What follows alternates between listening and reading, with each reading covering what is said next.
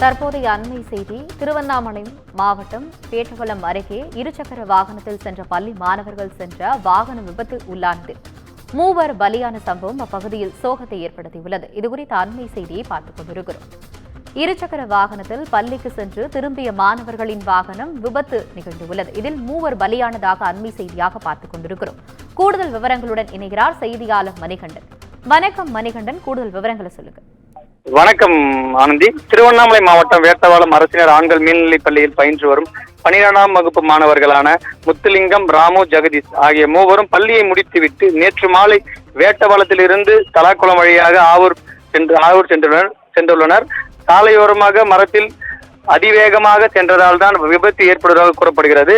மோதிய விபத்தில் மாணவன் வன்னியன் மகன் முத்துலிங்கம் சம்பவ இடத்திலேயே பலியானார். தொடர்ந்து மேலும் சின்ன ஓலபாடி கிராமத்தைச் சேர்ந்த ராஜா மகன் ராமு மற்றும் இசுகை காட்டேரி கிராமத்தைச் சேர்ந்த ஜெகதீஷ் ஆகிய இருவரும் தலையில் பலத்த காயமடைந்து திருவண்ணாமலை அரசு மருத்துவமனை அனுமதிக்கப்பட்டனர்.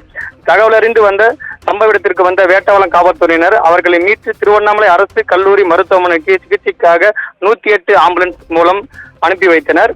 மேலும் சம்பவ இடத்திலே பலியான முத்துலிங்கத்தை மீட்டு திருவண்ணாமலை அரசு மருத்துவக் கல்லூரி மருத்துவமனைக்கு பிரேத பரிசோதனைக்காக ஆம்புலன்ஸ் மூலம் அனுப்பி வைத்தனர். தொடர்ந்து இந்த சம்பவத்தில் படுகாயமடைந்த இசுகை காட்டேரி பகுதியைச் சேர்ந்த ஜெகதீஷ், சின்ன ஓலபாடியைச் சேர்ந்த ராமு ஆகியோர் ஆபத்தான நிலையில் அரசு மருத்துவமனை அனுமதிக்கப்பட்ட நிலையில் தற்போது இருவரும் உயிரிழந்ததாக தெரிய வந்துள்ளது.